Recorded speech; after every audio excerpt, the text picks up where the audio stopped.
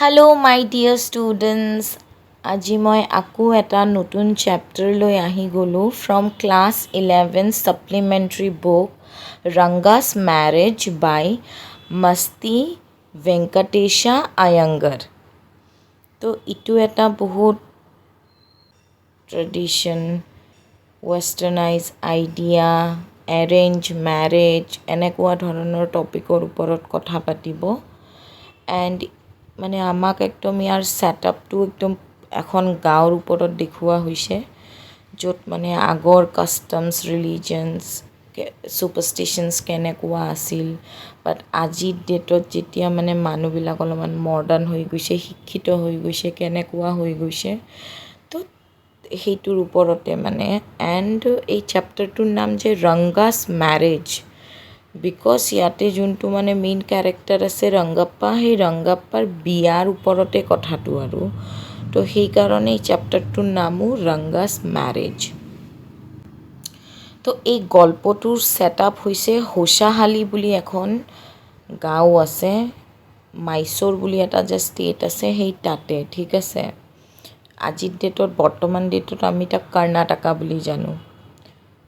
বাট problem কি কোৱাচোন, যেতিয়া ব্ৰিটিছাৰ্ছবিলাক আমাৰ ইণ্ডিয়াত আহিছিলে, সেই তেতিয়া তাহাঁতে এই হোচাহালি গাঁওখন আমাৰ জিঅ'গ্ৰাফীৰ মেপত মানে উঠাবই পাহৰি গৈছিলে।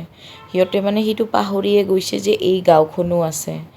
এটা মুভি আছিল না অক্ষয় কুমাৰৰ জোকাৰ, সেই মুভিখনতো পাগলপুৰ বুলি এটা ফিকশ্যনেল এটা গাঁও দেখায়, যোনটো মানে নাম নাথাকে, যে জিঅ'গ্ৰাফীত কোনো ধৰণৰ মেপত, নেভিগেশ্যনত ক'তোৱে নাই। তো ঠিক তেনেকৈ হোচাহালিৰো নাম মানে ক'তোৱে নাছিলে।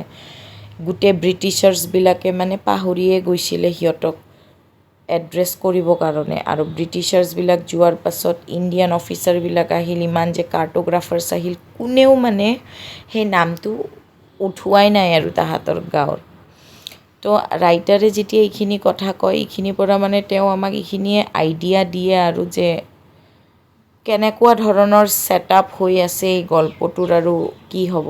প্লাছ এইখিনি কথা কৈ থকাত ৰাইটাৰে আমাক এনেকৈও কয় যে মইতো ৰাস্তাই ভাটকি গ'লোঁ, কি কৈ আছিলোঁ আৰু ক'ৰ পৰা মই ক'ত যাই পালোঁ আৰু। তো তেওঁ তেতিয়া তেওঁৰ গাঁৱখনৰ কথা কয় যে গাঁওখন মানে খুব এটা বিউটিফুল জেগা হয়। তাতে মানে তোমাৰ ভেৰাইটি আছে বহুত বস্তুৰ, পণ্ডছ আছে, এনিমেলছ আছে, বাৰ্ডছ আছে। এণ্ড তাহাঁতৰ এটা স্পেচিয়েল মেংগ' আছে, যোনটো ইমানেই টেঙা, মানে সেইটো খালে একদম আমাৰ ব্ৰেইনত মানে অঞ্জৰ পঞ্জৰ খুলি যাব বুলি কৈছে, ইমান টেঙা। তো ৰাইটাৰে এটা মানে কিচ্ছা শ্বেয়াৰ কৰে আৰু যে তেওঁ মানে একবাৰ এনেকৈ আম পাৰি পেলাই তেওঁলোকৰ গাঁৱৰ ঘৰত লৈ আহিছে, আনি পেলাই খাই আছে। তো খোৱাৰ আগতে মানে কি কৰিছে কচোন, চাটনি আছে ন, আমৰ চাটনি বনাইছে। তো ঘৰৰ মানুহ চবেই খাইছে। তো মানে সন্ধিয়ালৈকে চববিলাকৰ কফ হৈ গৈছে। তাৰ পাছতে তেওঁলোকে তাতে এটা গাঁৱত ডক্তৰ আছে, সেই ডক্তৰজনৰ তাতে গৈছে। যেতিয়া সেই ডক্তৰজনৰ তাতে গ'ল, সেই ডক্তৰজনে চাই পেলাই ক'লে যে তেওঁলোকৰ মানে এই আমটো যোনটো আছে, এইটো কিবা এটা স্পেচিয়েল ভেৰাইটি অফ মেংগ' হয়, যাৰ কাৰণে ইহঁতৰ মানে কফ হৈছে আৰু। তাৰপাছতে আমাৰ ৰাইটাৰে কয় সিহঁতৰ গাঁৱত এটা মানে ধুনীয়া পুখুৰী আছে, আৰু পুখুৰীটোৰ ওচৰত একবিধ ক্ৰিপাৰ আছে, যোনটো মানে পাতবিলাক যদি তুমি ছিঙি পেলাই আৰু আহাতে যদি ঘৰত সেই লৈ আহা, সেই ক্ৰিপাৰৰ পাত দুটা ছিঙি পেলাই তুমি মানে ঘৰত সেইটোতে ভাত খাব পাৰিবা। তাৰমানে কি জানা, ছাউথ ইণ্ডিয়ান মানুহবিলাকে মষ্টলি তাহাঁতে পাততে ভাত খায়, আমাৰ নিচিনা ডিছত, থালত ভাত নাখায়। সিহঁতি মানে কলপাত ধৰি লোৱা, শাল গছৰ পাত, এনেকুৱা নানান ধৰণৰ পাত, হালধি গছৰ পাত, এইবিলাকতে মানে তাহাঁতি নিজৰ লাঞ্চ ডিনাৰবিলাক কৰে, বিকজ সিটোৰ পৰা মানে বহুত হেল্থ বেনিফিটছ থাকে আৰু আয়ুৰ্বেদিক বহুত কিবা থাকে। তো ৰংগাই যোনটো ল'ৰা আছে, এই ৰংগা বোলা ল'ৰাটো সিহঁতৰ গাঁৱৰ মানে একজন একাউণ্টেণ্ট থাকে, সেই একাউণ্টেণ্টৰ ল'ৰা আছিল। তো ৰংগাৰ যোনটো গল্প আছে, সিটো আজিৰ পৰা 10 বছৰ আগত মানে ৰাইটাৰে যেতিয়া কৈ আছে, তেতিয়া মানে গাঁওখনত তোমাৰ মানুহবিলাকে ইমান ইংলিছ নাজানিছিল। ইংলিছটো মানে সিহঁতৰ কাৰণে একো মানে ইম্পৰ্টেণ্ট নাছিলে। সিহঁতে নিজৰ নেটিভ ভাৰ্নেকুলাৰ লেংগুৱেজতে কথা পাতিছিল, সেই স্কুলতে পঢ়িছিল। বাট Ranga was the first person সিহঁতৰ গাঁৱৰ যোনে মানে বেংগলোৰত গৈছিলে তাৰ হায়াৰ এডুকেশ্যনৰ কাৰণে, এণ্ড সি ইংলিছ মিডিয়ামৰ পৰা পঢ়া ফাৰ্ষ্ট ল'ৰা আছিলে। তো সি যেতিয়া মানে ঘূৰি আহিছে বেংগলোৰৰ পৰা তাৰ গাঁৱত, সেই তেতিয়া মানে গোটেই গাঁৱৰ মানুহ পাগল হৈ যায়। তাহাঁতি ভাবে বাপৰে বাপ, ৰাংগা একদম বেংগলোৰৰ পৰা ইংলিছ পঢ়ি আহিছে, কিমান ডাঙৰ কথা। তো এইটো হৈছে আজিৰ পৰা 10 বছৰ আগত এইটো ছিটুৱেশ্যন। বাট আজি যেতিয়া ৰাইটাৰে কম্পেয়াৰ কৰে 10 বছৰ পিছত, সিহঁতৰ গাঁৱৰ মানে বাচ্চা এতিয়া ইংলিছ জানে। আৰু সিহঁতৰ কাৰণে ইংলিছটো একো ডাঙৰ কথাই নহয়, কাৰণ সিহঁতে ডে টু ডে লাইফত মানে ইংলিছ ৱৰ্ডছে ব্যৱহাৰ কৰে, যি জেগাত আগতে মানে গাঁৱৰ বাচ্চাবিলাকে গাঁৱৰ মানুহবিলাকে কানাডা ভাষাটোৱে কৈছিলে, বাট এতিয়া ইংলিছটোৱে ব্যৱহাৰ কৰে।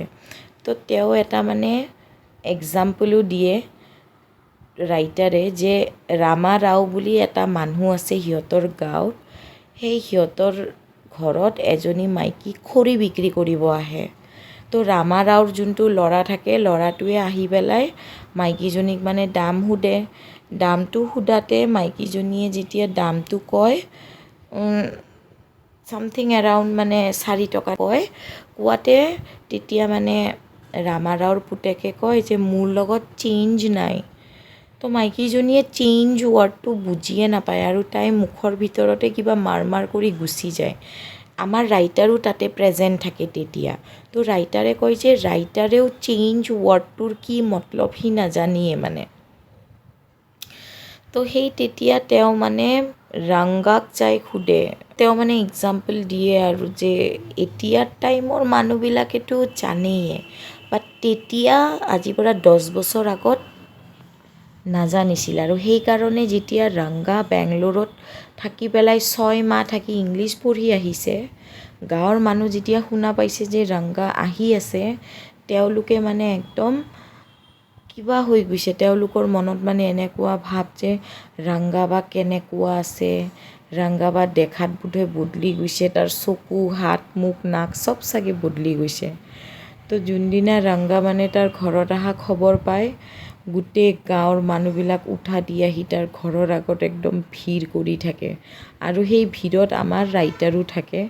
তো আমাৰ ৰাইটাৰে মানে ইমান ভিৰ দেখা পায়, তাতে মানে কয় যে এই ইয়াতে ঘৰৰ আগত ইমান ভিৰ কৰি আছা, ইয়াতে কি কোনোবা বান্দৰে নাচ দেখাব নেকি? তেতিয়া সেই ভিৰৰ পৰাই এটা বাচ্চা ওলাই আহি পেলাই আমাৰ ৰাইটাৰক কয়, তই ইয়াতে কি কৰি আছা? তইতো ইয়াতে আছা, তে আমাক কি কাৰণত মানে ইমান জ্ঞান দি আছা? তো সি মানে এটা অভদ্ৰ ল'ৰা আৰু এনেকৈ কয়। তো ৰাইটাৰৰ মানে তেতিয়া বিৰাট খং উঠে। তো ৰাংগা বাহিৰত যেতিয়া ওলাই আহি ইমান ভিৰ দেখা পায়, ৰাংগা মানে একদম হেপী হৈ যায় আৰু তাক একদম চেলিব্ৰিটি টাইপ ফিল দিয়ে চবেই। আৰু চবে একদম তাক দেখি পেলাই ৰাংগা দেখোন একো চেঞ্জে হোৱা নাই, যেনেকুৱা সেনেকুৱাই আছে। তাহাঁতে মানে একদম ডিছএপইণ্ট হৈ যায়, কাৰণ তাহাঁতে ভাবে টাউনৰ পৰা আহিছে, ইংলিছ শিকি আহিছে, কিবা জৰুৰ চেঞ্জ আহিছে। তো সেই ভিৰৰ পৰাই এটা এল্ডাৰলি ৱিমেন, একজনী বুঢ়ী মাইকী আহি ৰাংগাৰ মানে বুকত এনেকৈ চেষ্টত হাত দি পেলাই ৰাংগাৰ মানে জানায়ুডাল চাই। জানায়ু মানে কি জানা? লগুণ, আমাৰ যে বামুণবিলাকে যোনটো লগুণ লয়, বগা ৰঙৰ একডাল সূতা থাকে। তো সিটো মানে চেক কৰি কয় যে বাহ, জানায়ু নিজৰ জাগাতে আছে, সি যদিও এইবিলাক ইংলিছ শিকিছে বা বাহিৰত পঢ়ি আহিছে, সি কিন্তু তাৰ ৰুটছ পাহৰা নাই, সি মানে তাৰ ট্ৰেডিশ্যন পাহৰা নাই। আৰু গাঁৱৰ মানুহবিলাক গোটেই গুচি যায়, কিন্তু আমাৰ ৰাইটাৰ তাতেই থাকি যায়। তো ৰাংগা ইমানেই ৰেচপেক্টফুল ল'ৰা হয় যে সি আমাৰ ৰাইটাৰক একদম ধুনীয়া কৰি নমস্কাৰ কৰে, একদম সাষ্টাং দণ্ডভাত প্ৰণাম কৰে। আৰু একদম আমি যেনেকৈ সেৱা কৰোঁ ন ভগৱানৰ ওচৰত, ঠিক তেনেকৈ হাতযোৰ কৰি আঁঠুকাৰি বহি লৈ সেৱা কৰে। আৰু তো ৰাংগাক দেখা পাই পেলাই আমাৰ ৰাইটাৰৰ খুব ভাল লাগে আৰু তেওঁ মানে এইটো ৰিয়েলাইজ কৰে যে ৰংগা ন ডাউট বাহিৰত যাই পঢ়ি আহিব পাৰে কিন্তু সি তাৰ ট্ৰেডিশ্যন তাৰ মানে ডিচিপ্লিন নাই পাহৰা তো সেই তেতিয়া আমাৰ ৰাইটাৰে ৰংগাক আশীৰ্বাদ দিয়ে ব্লেছিং দি কয় যে মে ইউ গেট মেৰিড চুন মানে জল্দি তোমাৰ যাতে বিয়া হৈ যায় আৰু তাৰপাছতে ৰংগা নিজৰ ঘৰত যায় আৰু আমাৰ ৰাইটাৰ নিজৰ ঘৰত গুচি আহে তো দুপৰীয়াৰ টাইমত ৰংগা ৰাইটাৰৰ ঘৰত আহে আৰু লগত কমলা অলপমান লৈ আহে আহি পাই পেলাই দুইটাই বহি কথা পাতি থাকে এনে চিট চেট কৰি থাকে আৰু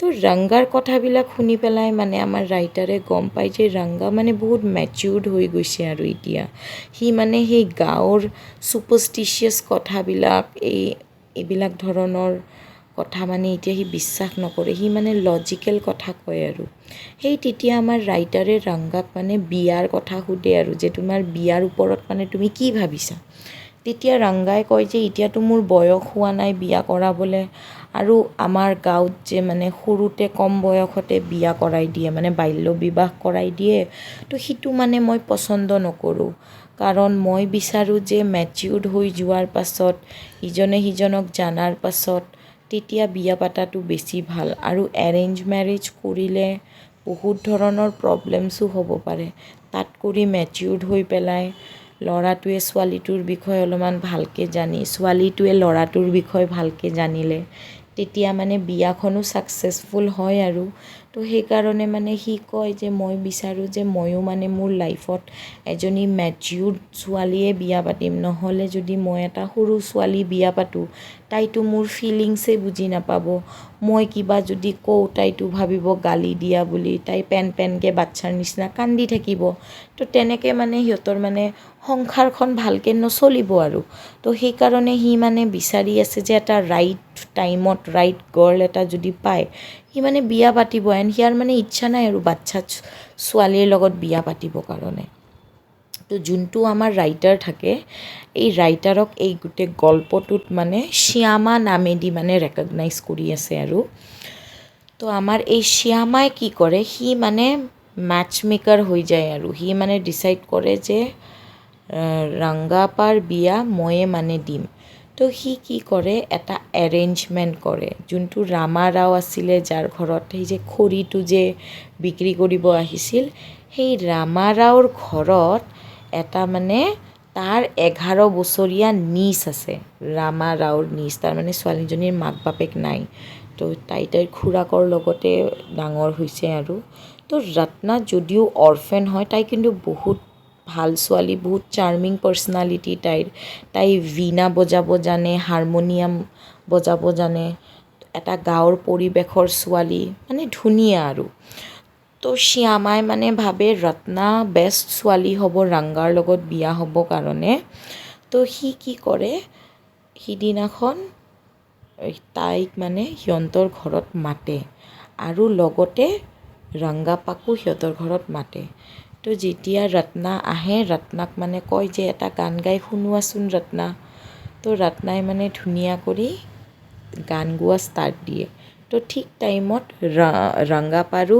এণ্ট্ৰি হয় আৰু তো আমাৰ ৰাইটাৰে যেতিয়া গান গাব কয় ৰত্নাইতো গান গাই আছে আৰু এইফালে ৰংগা আহে বাট সি মানে ভিতৰত নোসোমায় সি দৰজাটো যোনটো গেটটো থাকে সেই তাতেই থিয় দি মানে ষ্টপড হৈ যায় সি মেছমেৰাইজ হৈ যায় মানে ৰত্নাৰ গান শুনি ইমান বিউটিফুলি কোনোবাই গান গাই আছে তো তেতিয়া মানে আমাৰ শ্যামা ৰাইটাৰ যোনজন আছে শ্যামাই মানে কয় যে তুমি ভিতৰত আহা বাহিৰত কি কৰি আছা তাৰপাছতে সি ভিতৰত অহা দেখা পায় ৰত্নাই মানে গান গোৱা বন্ধ দিয়ে আৰু লাজ পাই যায় ন তো তেতিয়া মানে ৰংগাৰ বেয়া লাগে যে মই অহা কাৰণেই মানে তাই গান গোৱা বন্ধ দি দিলে আৰু তো ৰংগাৰ মানে ৰত্নাক দেখি অলপমান পচন্দ হোৱাৰ নিচিনা হয় তাৰ মানে ভাল লাগে অকণমান তাইৰ ফালে চাইও এনেকৈ আই কণ্টেক্টো হয় সিহঁতৰ মাজত তো তাৰপাছতে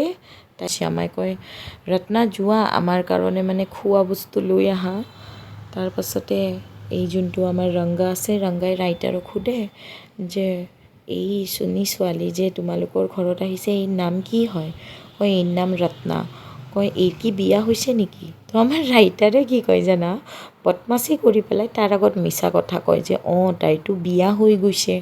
এই কথাটো শুনা পাই মানে ৰংগাৰ একদম দিল মানে একদম টুটি যায় আৰু একদম ভাঙি যায় দিল একদম, তাৰ মানে একদম বেয়া লাগে।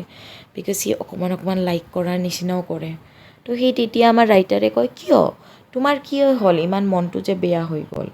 তেতিয়া ৰংগা মানে কয় হ'ব মই ঘৰত যাওঁ, কৈ সি ঘৰত গুচি আহে। তো ৰাইটাৰে নেক্সট দিনা আমাৰ ৰংগাৰ তাতে আহি পেলাই কয় এই কি হৈছে, তই এনেকৈ মন চন কিয় বেয়া কৰি আছা?